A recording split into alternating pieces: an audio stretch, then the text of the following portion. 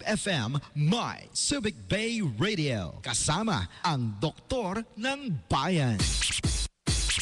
Konsulta pang-medisina with Dr. Husay Laksamana every Thursday, 9 a.m. to 10 a.m. Isang oras ng libreng pagkonsulta live on air tuwing Huwebes mula alas 9 hanggang alas 10 ng umaga. Konsulta pang-medisina. Konsulta pang-medisina. Starring Dr. Noel Husay Laksamana with special guest doctors every week specializing in pediatrics, OB-GYN, ophthalmology, general surgery, internal medicine, cardiology, dentistry, orthopedics, and many, many more. Libreng konsulta medisina tuwing Huwebes ng umaga. Konsulta pang-medisina. Presented to you by Our Lady of Lourdes International Medical Center. Full hospital services with affordable, top-of-the-line facilities, laboratories, and rooms. Complete with state-of-the-art equipment. Avail of our special hospital packages such as executive checkup, OB package, HMO or company packages. We also accept insurance. Our Lady of Lourdes International Medical Center is located at number 2 National Highway, Barrio Barreto, Olongapo City. For more information, call our landline number 047-306-5250 or text our cell phone number 0928-820-8191. 89.5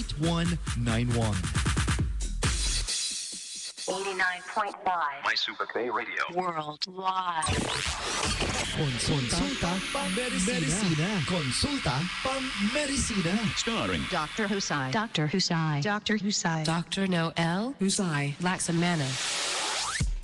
89.5 My Subic Bay Radio, and it's Thursday once again. Welcome to Konsulta Pang Medisina. Here is Dr. Noel Husay Laksamana. Magandang araw sa ating mga kaibigan na nakatune in ngayong morning dito sa ating programang Konsulta Pang Medisina. Itong inyong lingkod, Dr. Noel Husay Laksamana, nagpupugay ng magandang araw sa inyo. At kasama po natin ngayon isang special na panauhin. Isa po siyang Surihano, sa Tagalog, Maninistis. Isa pong General Surgeon in the person of Dr. Dante Mercado. Magandang umaga ho sa inyong lahat. Si Dr. Mercado, Dr. saan po kayo nagtapos ng pag-aaral ng medisina? UST po, University of Santo Tomas. And I understand doon din po kayo nag-residency training. Ano po? Yes, doon ko po tinapos yung general surgery training.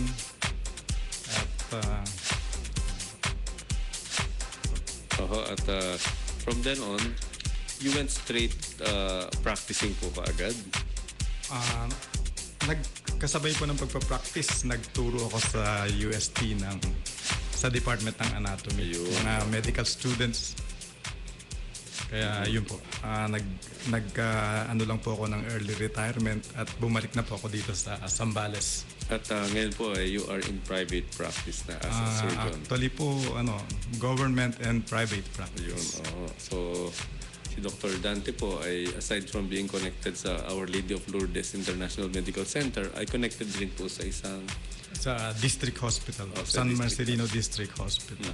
At very active. Ano po, kung meron po kayong mga katanungan o naisikonsulta sa larangan ng general surgery, itong mga bagay na ino-opera sa ating katawan, you can text us dito sa number natin. Yung hotline natin is 0920-90-99937 at sasagutin po na ating expert ngayong umaga.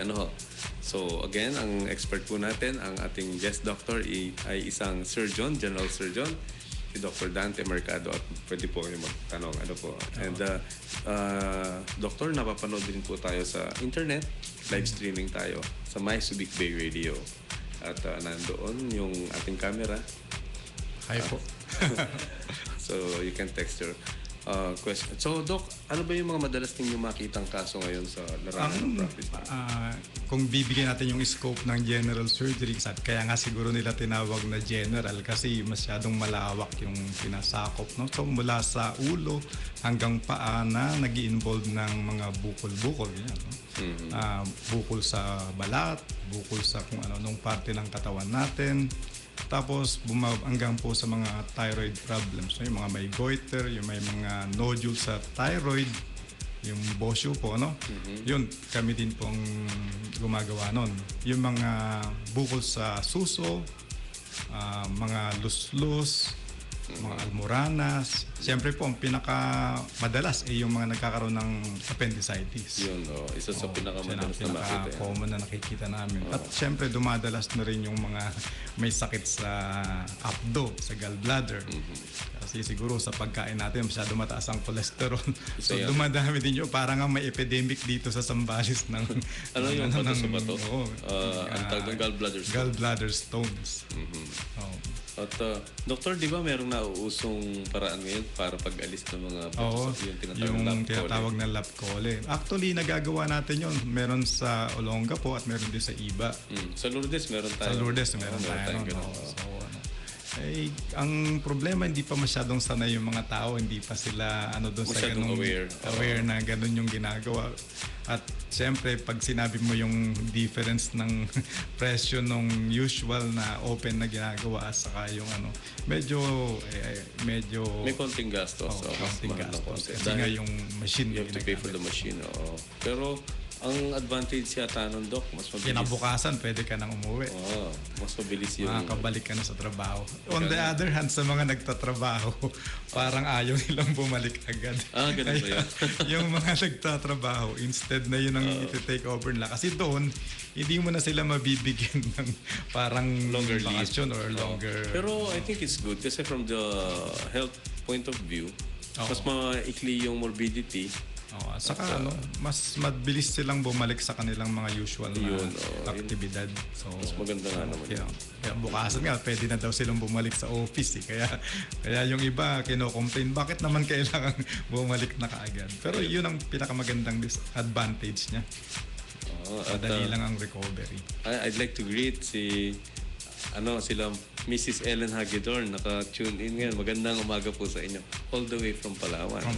Magandang yung umaga. Asawa ni Mayor. Edward Hagedorn. Magandang umaga po. Actually, nag-message pa siya.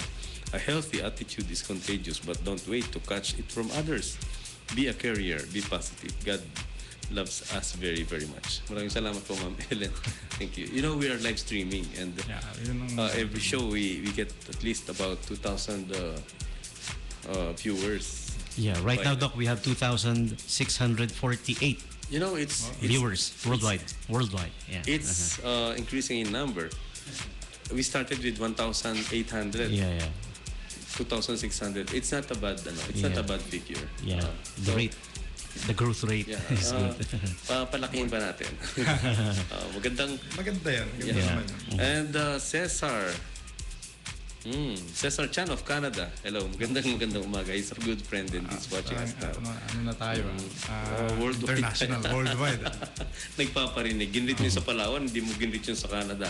Magandang ano ba yan? Gabi ba sa inyo? Magandang gabi sa inyo dyan. Ito, question. Walang pangalan ask ko po, ilang beses ba tumubo yung bato sa abdo? Kasi naoperahan na po ako. 7 years ago, ang sabi nila meron daw parang bato ulit sa abdo. Hindi ba inaalis na ito one time? Minsan lang po kung yung sa abdo, no? Pero kuminsan po naiipon yun, maraming baton tumutubo. Pero kung inoperahan ka na po sa abdo, malamang tinanggal na po yung abdo or gallbladder. Ang posibilidad po na pwedeng magkaroon ka uli ng bato ay yung sa daanan mismo ng abdo, yung tinatawag na common bile duct. So pwedeng magkaroon talaga uli ng panibago doon kung hindi ka nagpanibago ng lifestyle mo na ang pagkain mo ay matataba pa rin ang mga pagkain. So it can happen din pala. So, pero hindi na sa abdo yun, malamang sa within that system din, sa biliary tract. So, it's possible pa rin, po. Pero ganun din yung simptomas, may pain, may colic pain. May colic pain pa rin, pero ang mas common na yung paninilaw ng mata. Kasi nababarahan na yung daanan ng abdo pababa sa bituka. So, ang nangyayari, pumupunta yun sa bloodstream natin, sa dugo. So, yung bile. Yung bile. So, yun yung nakikita, yung paninilaw ng mata at saka ng balat. Ayun, po. Sabi. From Clark, tanong, Doc, yung bang pag-opera sa suso, anong pagkakaiba ng radical at saka modified? Baka mastectomy ito, no? Oo. Hindi na po masyadong ginagawa yung radical mastectomy. Yung dati po, pag sinabi mong radical mastectomy, kasama po yung pectoralis, yung muscle po natin sa dibdib, sinasamang tinatanggal. Pero po mula po nung siguro mga 30 years, so ilang dekada na, hindi na po ginagawa yon. So modified radical mastectomy na lang po. Yung ibabaw na lang ng muscle ang tinatanggal, yung buong breast, para lang po yun sa cancer. Sa breast, yun. So, yeah, you can text in more questions po na 0920-90-99937. Alam mo, maganda yung mga ganitong program kasi nga na-educate natin yung mga tao. No? Sa totoo lang, yung awareness dito sa Pilipinas hindi pa masyado, lalo na tungkol sa mga ganitong bagay sa health. No? So maganda talaga pag may mga programa tayong ganito na mas naiintindihan nila. Karamihan kasi ng mga pasyente o mga kamag-anak ng pasyente nahihiyang magtanong sa mga especially doktor. mga siselan na di ba? So, mga questions. Or sometimes, nagkakaroon ng sakit, naiisip nila, okay pa naman ako bago pumunta sa doktor, medyo malala na. Saka pala. Ayan, no? Minsan nga po, Doc, yung kapitbahay ko nagre-refer doon sa napapanood nila na medical TV show eh. Sabi niya kasi nung may nararamdaman siya, sabi doon sa Grey's Anatomy, ganito daw. Yun yung nagiging reference. Maganda naman actually ang Grey's Anatomy. Medyo true to life yung drama. Drama Kaya yan. lang talagang Di ba? masyadong drama eh. Kaya nga masarap panoorin. Puro drama yan. Sabi ko, okay Pero mako-compare mo, talagang ginagawa. Talagang well-researched yung show. Na-research nila. Yeah. Maganda. Sabi ni Connie, Connie is asking, Doc, nagkaroon po ng cyst sa likod ang husband ko. Tapos, inopera, ang sabi, lipoma. Ayan, tama. At bakit po kaya tumubo ulit sa lower back? Gusto MRI dahil baka raw along the spine. Kailangan pa ba talaga yon? From Connie. Kung lumabas po dun sa yung tinatawag nating histopath, hindi ibig sabihin yung tinanggal, pina-examine at lumabas pong lipoma, pwede pong may tumubo uling panibago. Kung MRI po, medyo parang masyadong mabigat. May spine daw. Merong spine. May tumubo ulit sa likod, sa may spine. Pina-check kung kailangan. Ang lipoma po, usually nasa may ilalim lang ng balat, doon sa tinatawag nating subcutaneous tissue na maraming taba. Bihira po siyang tumubo sa ilalim. So kung nasa spine na po yun, malamang ibang klaseng kasi they want, probably the surgeon would want to rule out yung possibility na may may invasion doon sa spine. Kung marami na pong sintomas na nararamdaman bukod dun sa bukol lang, sakit sa paa. kung mayroon na pong shooting pain. Shooting pain o kaya may paralisado sa ibang parte ng katawan niya. At yun nga po, malamang kailangan yung MRI. Pero kung yun lang po talagang bukol na malambot at sinasabi pong lipoma pa rin, hindi naman kailangan yung MRI. Yun, So, ayun po, Connie, ha? Kasi Ricky is asking, Doc, yung mga tumutubo sa gilid ng mata na bukol. Madalas kasi ako magkaroon ng kulite. Siguro I can answer this. We call those lesions chelation.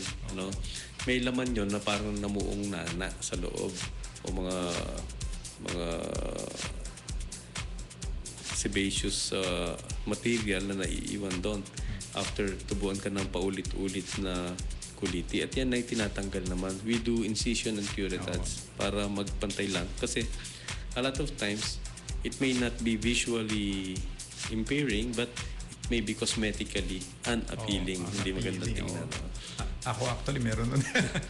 Sabi nila, paninilip daw nakukuha yun. Oo nga pero hindi naman No. Oo, kasi kung paninilip yun, malamang ang dami ng kuliti ni TJ Tom. So hindi po. Hindi nakukuha sa paninilip yung Ricky. Nadideform yung pilik mata. Yes, kasi pag may laman. Sometimes nagkaka-entropic, pumapasok yung eyelash at gumagasgas. Maari lang siguro, Doc, kung marumi yung pinagsisilipan na that's one possibility kasi marumi yung butas. So linisin niyo po. Ito naman from Lilibet, pakikirit. Happy listening, Lilibet. Pakigrit daw eh. Ask ko lang po, bakit po talaga masamang maligo at matulog? Lalabo ang buhok kasi Lalabo ang mata. Sabi niya, lalabo ang buhok. Kasi mula nung ako ay madalas maligo sa gabi, hirap na ako makabasa. Lalo na sa maliliit na litra. Litra yan. Letra siguro yan. Okay. Mga ilang taon na po ba kayo? Lilibet. Bago po tayo sumagot. Pero ano lang po yun, pamahiin lang naman po talaga yung pag naliligo at binabasa ang buhok paggabi, lumalabo ang mata. Hindi totoo yun. Actually, Lilibet, baka ikaw ay sumampa na sa edad 40 pataas. Ayun. At ang tawag sa phenomenon na yan ay presbyopia. At talagang mahirapan ka pagbasa kapag maliliit ang binabasa mo, mga litra. So, baka kailangan mo na magsuot ng reading glasses. Ha, Lilibet? Kukonsulta ka ulit kay Doc Noel. Yan. So, ayun ang sagot natin dyan. Yeah, mas maganda ma-examine yung eyes mo. Hindi dahil sa paliligo ng basa ang buhok yan. Alam mo, anong nangyayari kapag naligo ka ng basa ang buhok? Maaaring mabasa yung Matulog ng basa ang buhok. Oo. Yun ang inaano nila. Hindi po, hindi nakakasira na. Laging tinatanong yan sa akin, Dok, mas maligo ng Biyernes. Bakit? Lalabo din mata, hindi totoo yun. Ang dami pa rin. Ano? Tsaka yung pag naligo ng merong menstruation, May regla. oo, baka magkaroon daw, masiraan daw ng ulo. Hindi totoo yun, ha? Babaho lang po kayo nun. Sigurado. Yes, babaw. So you have to shower and wash, ha? Sabi ni Marty, Dok, malaki na po ang cyst sa loob ng aking lower jaw sa kaliwa at nasasalat ko na ang bukol. Hindi naman masakit ito. Ano kaya ang dapat gawin? Well, kailangan po siguro yan, i-consulta nyo po sa isang general surgeon para matiyak nyo po kung yan ba ay kailangan tanggalin or tanggalin. Ang karaniwan po dyan ay yung mga tumors sa salivary gland, either parotid o kaya sa salivary gland, sa submandibular gland, ano? Dito, sa may leeg. Dok, yung aking asawa nahulog sa kama tapos hindi na makakilos yung left. Ang sabi nila na stroke, pero ang tingin ko dito baka napaglaruan lang o nabalis. Marami din ang gagawin dito? Rosminda. Rosminda, baka po yung husband ninyo ay na-stroke. Kasi nahulog sa kama at hindi makakilos yung kalahati ng katawan. Malamang po yan, stroke. Ano ba yung balis? Nabalis lang. Nabalis yata, parang nakulam parang ganun din yan. O kaya merong natapakan or alam mo naman, mga aning mga elemento. Pagdating dito sa probinsya, marami pa rin mga ganyan. Superstition, ano? Actually, hindi naman po, hindi po, maganda pa rin po yan, i-consult nila sa doktor para malaman talaga kung na-stroke or baka may iba pang nangyari. So, Hazel Admisa, 22 years old. Ask ko lang po, Doc, kasi ako nakasalamin ng 600. Gusto ko sana magtrabaho bilang flight attendant dahil nasa tama na akong height at dati raw siyang campus beauty queen. Wow. At problema ko lang, mataas po yung grade.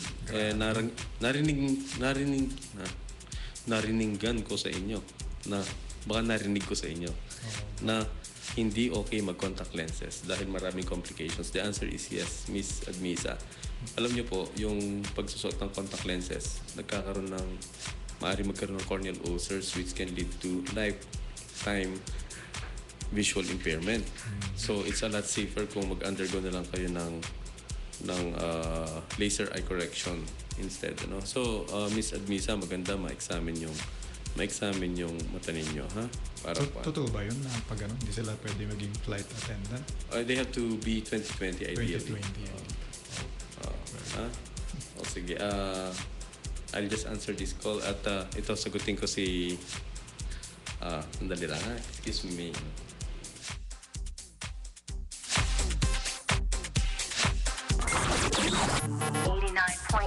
My Super K Radio. Worldwide. Consulta pang medicina. Consulta pang medicina. Is brought to you by Our Lady of Lourdes International Medical Center.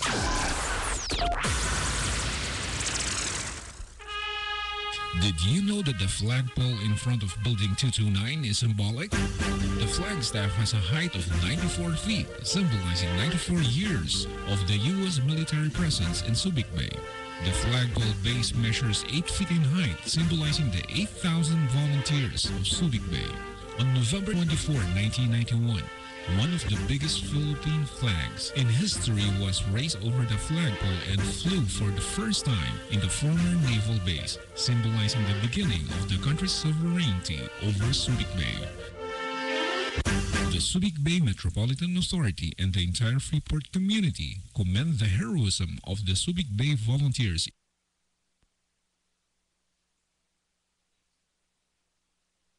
89.5 My Super Bay Radio. Worldwide. Konsulta pang medisina. Konsulta pang medisina. Starring Dr. Husai. Dr. Husai. Dr. Husai. Dr. Noel Husay Laksamana.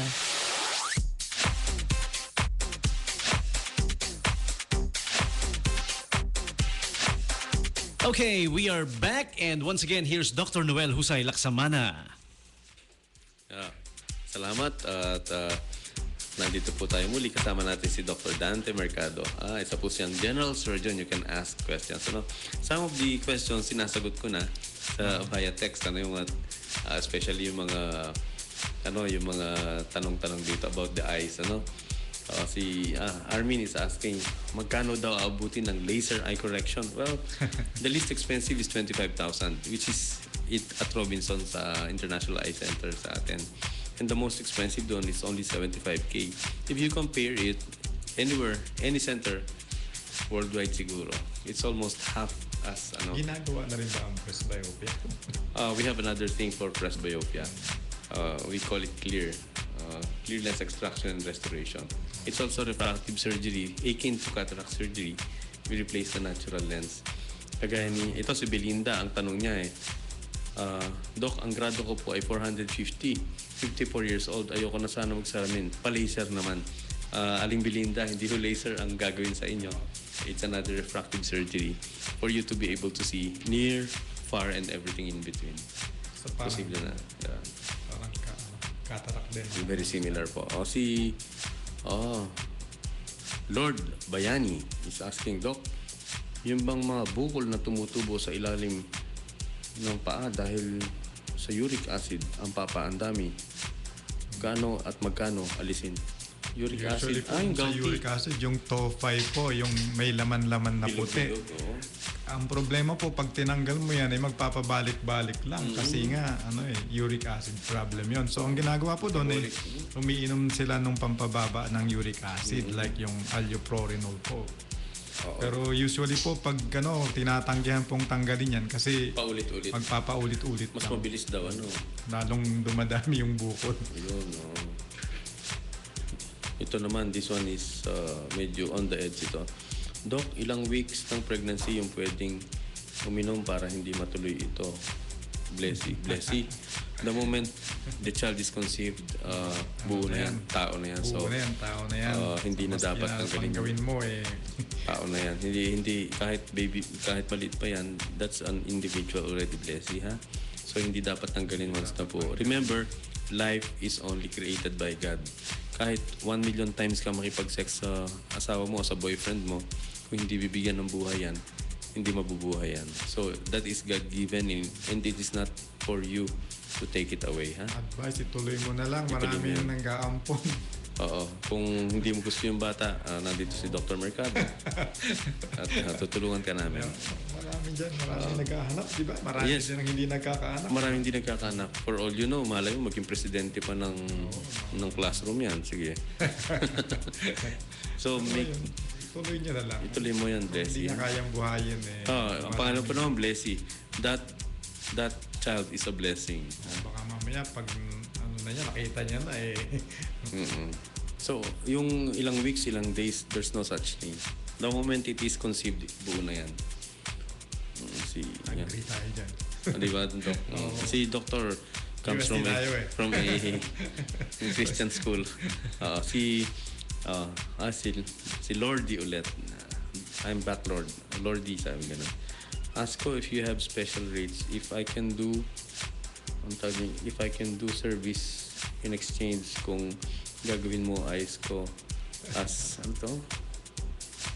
In-kind return payment kasi wala akong masyadong tingnan natin, Lordy, we can strike out a deal. Third year ano raw siya, third year accounting major. Need ko rin naman ang part-time. O sige, Lordy, apply ka lang sa Lourdes. Actually, kailangan namin ng bookkeepers and bookkeepers, accounting staff, at saka medtech. O yung mga naghahanap ng trabaho, medtech kailangan namin. Pharmacist kailangan. Yun. And Lordy, you're welcome. May Doc, nakakayang itanong ito. May option. Ito, tinatanong niya. Kung meron daw prejudice kami sa mga gays kasi baka hindi siya ma-hire. No, wala kaming ganon. Ang mga pasyente po namin sa San Marcelino, karamihan yung mga... wala. No, marami yan, wala. Si Lord is asking kung ano. Wala naman ganon. We are free. We are open-minded individuals. Hindi kami ano. Yeah, sabi ni Rosa. Dok, yung pong child ko sa school, nagko-complain, hirap na hirap daw po magbasa sa board at mahirap makita. So, ang bababa ng grades, especially sa math. Ano kaya ang dapat? Totoo yan. Na yung ibang bata, kaya pala hindi makapagbasa, malabo ang mata. Malabo lang mata. Anong tinatanong? Kailangan ng salamin. Kailan dapat magpa-check? You know, ang mga bata, before they go to school, ideally ma-examine po yung eyes nila. Now, mga symptoms ng mga bata na may problema sa mata, pag nanonood ng TV yan, they would go very close to the TV. Nakatutok yan. Nakatutok na yung mukha sa TV. Oo, at hindi ano yan. So, dapat ma-examine po yan. So, yun po ma'am, dapat ma-examine yung bata. Ito. Princess is asking, Doc, may nakakapa akong lamp dito sa lower left side ng aking bust. May times naman na nawawala ito. Parang sumusunod yata sa pag-ikot ng cycle. Sa may mga lumps sa breast na tinatawag, meron talaga nung gano'n na tinatawag na is focal focal nodules lang na nagkakaroon lang sila tuwing malapit ng mag-mens o magregla. Iba yung fibroadenoma? Hindi actually. Ang fibroadenoma ay totoong talagang bukol sa... Tinatanggal yun? Yun ang tinatanggal. Pero benign? Benign yun. Kaya lang, kuminsan lumalaki kasi. Ganun. Pag mga more than 2 centimeters na sila, usually tinatanggal na. Yung iba talagang ganun. Common yun na pag malapit na magregla, marami kang makakapang kung ano-ano. Tumalaki, tumitigas at pero masakit. Pero it's good that you're examining your breast. Maganda ma-examine yun. Mabutit marunong siyang gumawa. Periodic eye exam. Doc, accurate ba yung description kung paano mag-examine ng breast sa internet? Internet computer, sabi. Ginugol ko kasi. Pwede bang gamitin nyo? Yes. Oo naman. Actually, pinakalat na talaga yung sistema kung paano examinin yung sarili nilang breast, no? Kasi program yan talaga, yung self-breast examination. Maganda sana gawin nila yon 1 week na matapos na yung kanilang menses para mas accurate yung kung may nakakapa sila. Ito, tanong ni DJ Bayo. Sasagutin ni DJ Tom. Is it true that masturbation will cause blurring of vision? Gusto ba ito, DJ Tom? Malinaw pa bang mata? Wala naman akong naranasan doon na lumabo yung mata ko. Gumanda yung kulay ng paligid. DJ, so again, that's one of the myths. Hindi totoo yan. Mahirap siguro kung yun ay tumatama sa mata niya, baka lumabo. Oo nga. Tsaka baka gutom siya. No? Yun ang nakakalabo ng mata, yung gutom. May MTRCB tayo dito. No, these are myth. Isa po sa mga myth yan, TJ. Yeah. Sometimes mythbuster to si Doc eh. Maganda yan eh. Para maimulat kayo sa tama. Ano dito makokorek na ganyan mga misconception.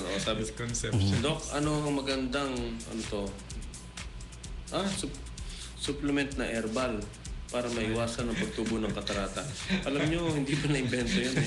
Ang katarata, tumutubo yan kapag nagkakaedad tayo. Pag nagkakaedad tayo at yan po ay Wala ko ini-endorse na gamot kasi may binanggit siyang gamot dito. Hindi ko po pwede sabihin yun at hindi ko i-endorse kasi unang-una, in-analyze namin yung laman nun, napaka-kaunti at it's not worth your money. So huwag na lang yung pinapatalas na sa TV. Hindi ko... Siguro ano bang magagawa mo para ma-prevent yung tinatawag nilang katarak? Ako pa nagtanong eh. Number one, kung ikaw ay prone mag-develop ng diabetes, make sure makontrol mo yung sugar mo. Because there are factors that will precipitate early cataract development. Number one, kung ikaw ay tumataas ng sugar. Number two, kung you're taking some drugs like steroids, kung ikaw ay laging exposed sa araw, sun exposure, kung ikaw ay welder or ikaw ay nagtatrabaho sa furnace, yung mga may init na lugar, mataas ng infrared radiation doon, early cataract development can happen, So para maiwasan yun. So ang aking payo palagi, pangangalagang wasto sa inyong mata ay when you go out in the sun, magsuot po kayo ng shades at saka yung dark shades, ha? Ito, Doc, related sa inyo. Naalis na po yung bukol sa left breast. Yung kanan meron din. Kailangan pa bang alisin din kahit maliit pa? Yun po ay kung ang examination, histopath examination doon sa tinanggal sa inyo benign o hindi po cancerous at walang suspetsya na cancer. So yung sa kabila po, kung maliit pa lang, pwede pong obserbahan lang muna. Ang ibig ko pong sabihin maliit pa lang less than 2 centimeters. Less than an inch. Less than, maliit lang po yung 2 centimeters. Kaya kung mga gamunggo, gamais ang mga size, hindi pa po yun inooperahan agad-agad. Ito ang tatanong si Harry. Doc, magse-second year high school na po ako. Takot ako magpa-circumcise. In-explore ko sa computer, hindi naman pala talaga kailangan magpa-circumcise. Totoo ba ito? Ano ang disadvantage? Totoo ba na hindi na ako magkakaanak? Kasi takot po ako. Wala naman po talagang na totoong indication para sa pagtutuli or circumcise. Ang talaga pong indication lang ay yung mga tinatawag nating phimotic, yung saradong-sarado po yung prepuce. Prepuce po yung balat na nakakover. At kung minsan hirap lumabas yung ihi doon. Yun po ang totoong indication para sa circumcision. Pero it's more of a traditional religious practice kaya ginagawa. At saka parang mas malinis daw. Actually, yung tukso ang mas madalas na reason hindi naman yung Marami naman pong mga hindi na circumcised na malinis, at maraming anak. sa Amerika, di ba? Wala naman sa kanila yung tradition na yan. It's a religious tradition. Sa atin kasi, religious tradition. At saka, syempre, nakagawian na. Hindi naman pa siya. Hindi masama na hindi ma-circumcise. So, Harry, yun kahit huwag mo na pagsabi na supot ka para... Kaya lang kasi dito sa ating society, alam mo naman dito. Kaya kung minsan nagkakapasyente ako, mga 50 years old na, nagpapa-circumcise pa rin. Because of that? May mga foreigners na nagkaasawa ng Filipina. Because of, siyempre, yung ating kultura. Si Barbara Johnson, si Barbara Streisand kay Don Johnson, di ba? Dahil hindi siya circumcised, yun lang. So, marami po. Pero sa kultura natin, malamang po, kayo na magpa-circumcise dahil nga hindi naman daw tinawag ni Barbara Streisand na supot si Don Johnson. Ano mas sinabi niya? Plastic bag. You have a plastic bag? Extra skin. Extra mahirap nga din talaga. Si Harry, So, naman siguro kung maganda ang kanilang hygiene, wala namang magiging problema doon. How about cancer, sabi ni Harry? Hindi rin Hindi rin naman. If you naman. read, wala namang studies na nagsasabi na. Marami. Actually, tinry ko rin yung sa internet at hanapin yung kung ano yung reason. Yung issues, Palaging pa rin sa hygiene din bumabagsak yung reason. Ito naman si Greg Layog. Doc, yung pong aking kuya, nagkaroon po ng nodule sa glottis. Anong ibig sabihin nun? Nodule sa glottis? Baka sa TNT yun. Baka po doon pa sa lalamunan yun. Yung mga common to sa mga singers, DJs, people who talk a lot, usually tinatanggal ng mga otolaryngologists. Kasi nakaka-apekto sa... Pagkano i-refer natin sa ENT. Is that bukol ba, Doc? Or something? Or bukol sa nodules sa glottis. Nodules. parang I think I have that on the right side of my throat. Nagpa-check ka na. Na pag tinitingnan ko ng flashlight, nakikita ko. There are times na pag masakit yung lalamunan ko, lumalaki siya. Pagka, Ay, baka hindi naman yung maliit tonsil lang. yun. Iba-iba naman On yun. the right side. Yung tonsil, yun yung nandito lang sa may, sa may bukana nung Opo.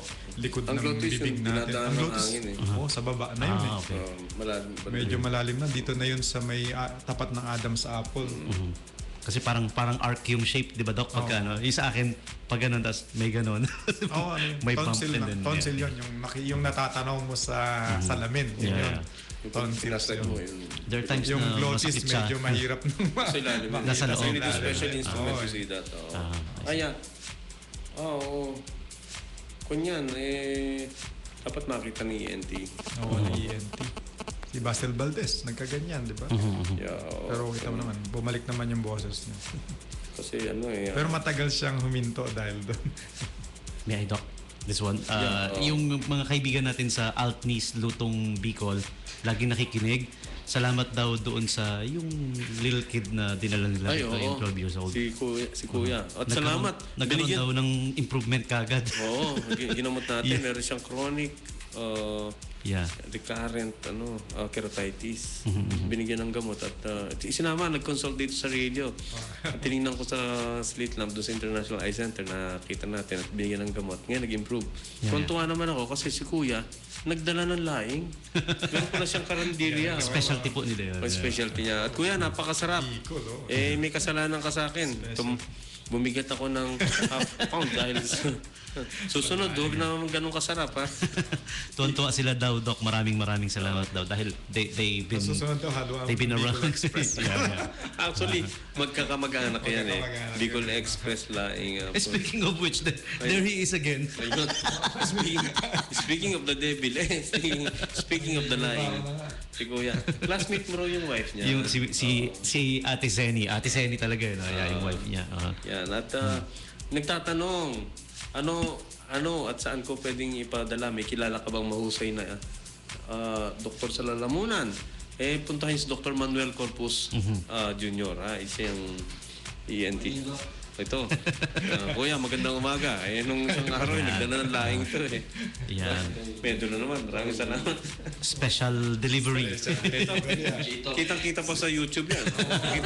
Sige po, dyan na lang. Pumasok yun. You know, that's the beauty of our profession eh. Alam mo, Doc. Thank you salamat. Opo. Altnis Thank you. Special Laing. Yun. Alam mo ba, every day sa International Eye Center, I operate around 15 to 20 cataracts every afternoon. And a lot of these are indigent. And talagang they're poor, no? So we help a lot. CSR ko na yun eh. Hindi ko sinisingil ng professional fees mga teachers. Naki-join in ng mga retired na police, retired na sundalo, retired na... Ngayon, may naki-join pa. Dok, hindi naman kami nakapag-aral kasi mahirap ngayon. O sige, huwag na kayo magbayad ng professional fee. Ngayon, hinahanapan ako ng income ng asawa ko dahil ayun ang problema. Sabi ko, yan ang income. If you go to my kitchen, Marami kang makakain na. pagkain. So yun ang plan. So, Magkakasundo tayo dyan, Dr. Noel. Kasi... yeah, kita nyo, kitang-kita sa radyo. Ebidensya. Yung pasyenteng inopera ay itamin at ginamot natin ng libre. Itong kapalit. Laging kuhan. At saka yung kaligayahan niya naman. That patient was introduced through the goodness of DJ Tommy G. Marami din kaming ganyan. Kasi actually, advocacy din yan. Medical mission. Actually, ako hindi medical mission ang gusto ko eh. Surgical mission. Surgical. Kung meron ka nagagawang accomplishment. Yeah. Pag medical mission kasi kung minsan nagpapamudmud ka lang ng medicine, hindi naman nila nagagamit sa tama. Yeah. So, ako usually, operation buko, operation ng mga That's nice. Konektado ako dati doon sa mayroon kaming ginawang parang programa ng with the ABS-CBN. That is nice, yeah. Nagkawa kami ng parang team ng mga sirohano, mga anesthesiologists, at ang sponsor namin ABS-CBN. So every now and then, pupunta kami sa mga areas na hindi masyadong nasa-serve. Tapos nagdadala kami ng team namin doon. Dala na namin lahat, anesthesia machine, lahat. Tapos mag-o-opera kami ng mga indigent patients. Oh, that's nice. Usually yan, karamihan yung mga thyroid na hindi nagagawa, mga lust-loss, mga mga bukol sa breast. Yan ang madalas na nagagawa sa surgical mission. Ang UST din actually under kay Dr. sa kay Dr. Billy Olalia. Meron kami yan, yung tinatawag na Medical Mission Incorporated sa UST. Madami na rin nagawa yan. Tuwing summer, mga 2 hanggang 3 surgical mission ang tawag namin. Kasi nga talagang... But speaking of surgical missions, alam nyo, Dr. sa Lourdes, meron tayong programa dyan. Yan, sa pumumuno din ng department head natin surgery, si Dr. Gigi Garcia, na yung mga pasyente na indigent, na merong mga bukol dyan, na gustong magpa-opera at meron namang PhilHealth ay ine-entertain at tinutulungan ng mga surgeons. At ang umu-opera talaga yung mga certified na surgeons talaga. Kagaya nila. I'm sure si Dr. Mercado would be willing to participate sa ganyan. Actually, kaya hindi ako nakakasama dyan kasi ongoing yung Operation Alis Bukol ng Zambales. Na ang ginagawa hinahakot ng mga barangay health workers, lahat ng mga may bukol, dinadala dun sa isang lugar at ginagawa namin. At actually, Doctor, ang Lourdes is also open to that. Tinutulungan. We help them. So, natutulungan and we open our doors to the community indigent patients naman.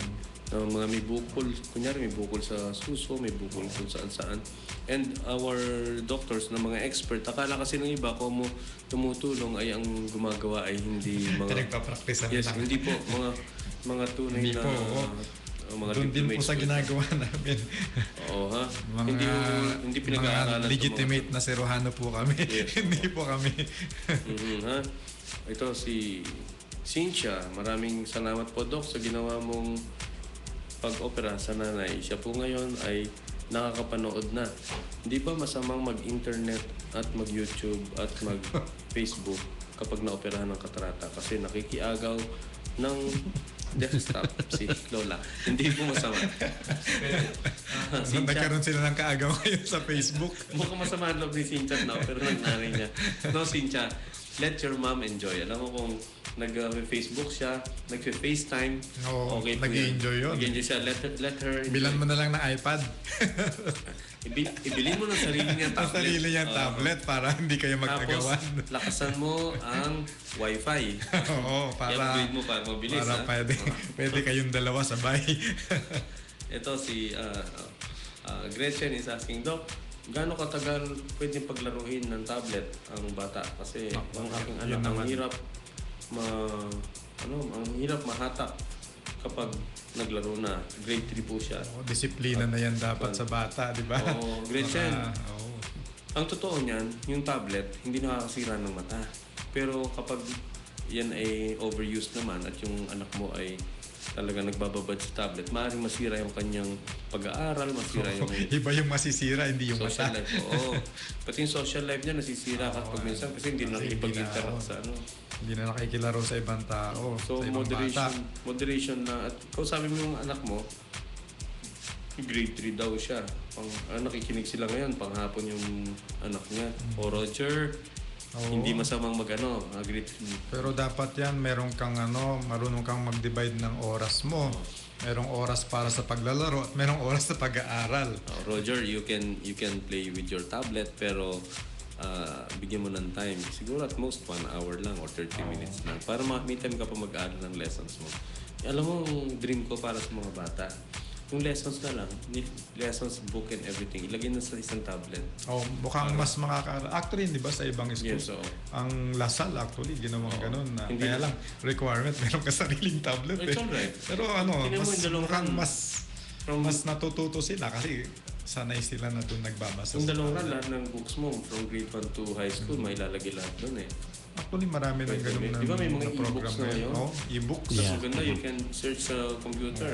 In fact, meron akong nakausap na teacher at yung way of thinking niya, kagaya ng way of thinking ko, sabi ko, alam mo nung nag-aaral ako sa Ateneo, nung college ako, we were allowed to use calculators. Sabi niya, ako nga, gusto ko, turo ako yung mga high school students ko. Open tablet pag nag-exam. Meaning they can search. Bakit? Sabi nga nun, sa tunay na buhay, naman you want to know something, i-research mo yan eh.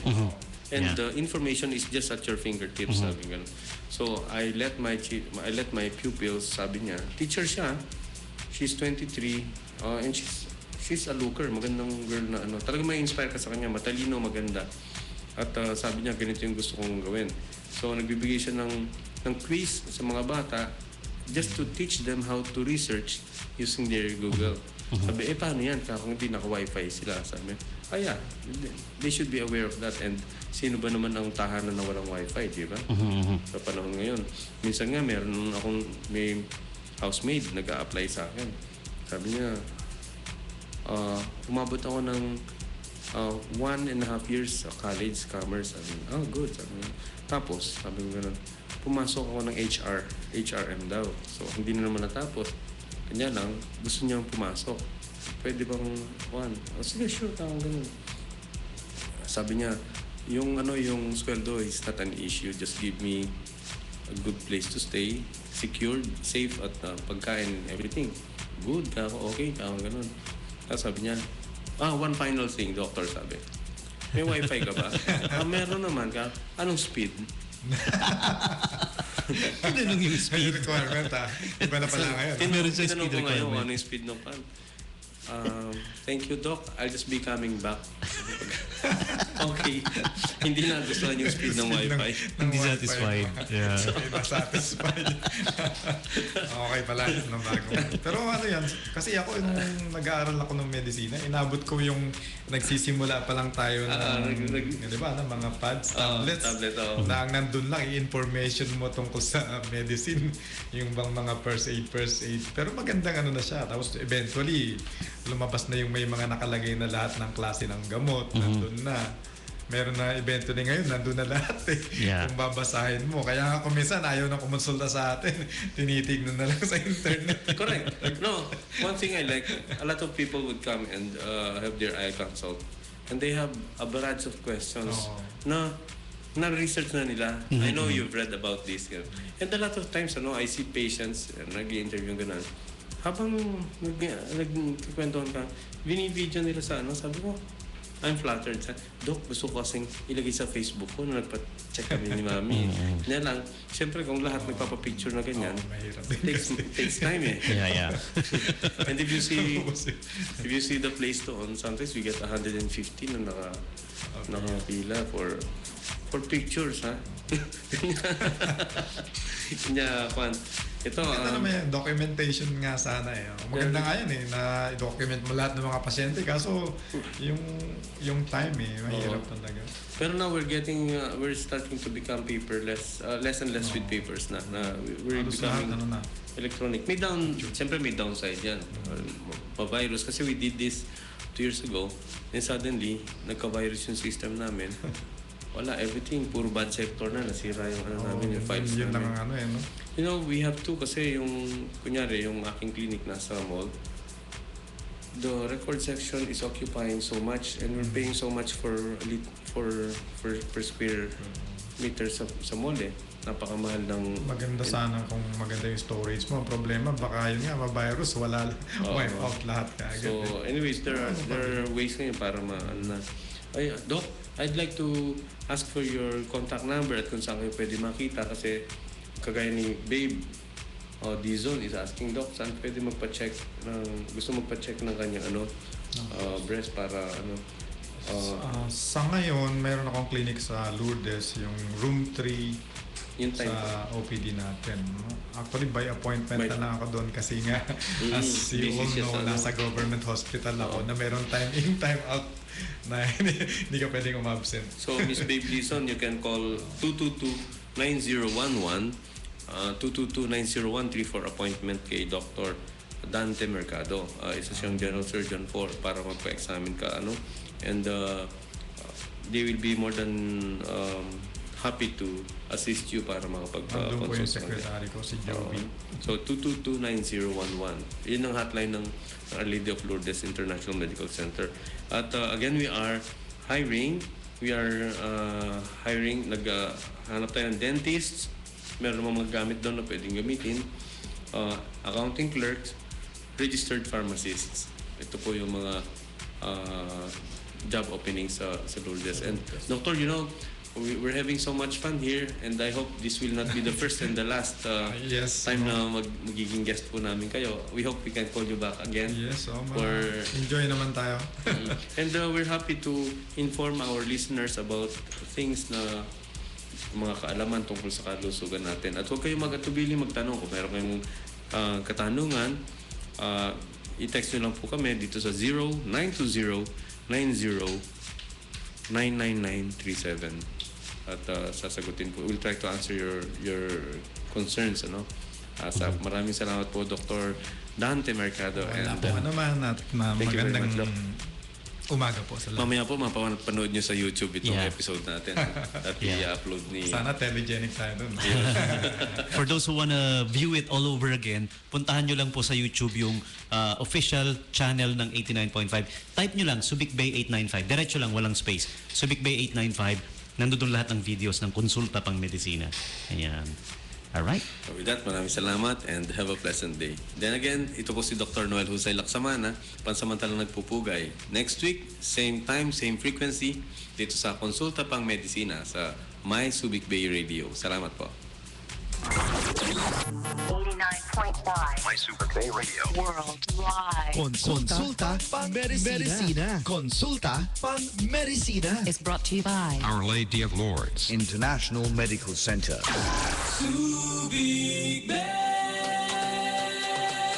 For the best music mix. Keeps you riveted to your radio. This is PBS, the Philippine Broadcasting Service, jointly owned and operated by the national government and Subic Bay Metropolitan Authority. This is where you find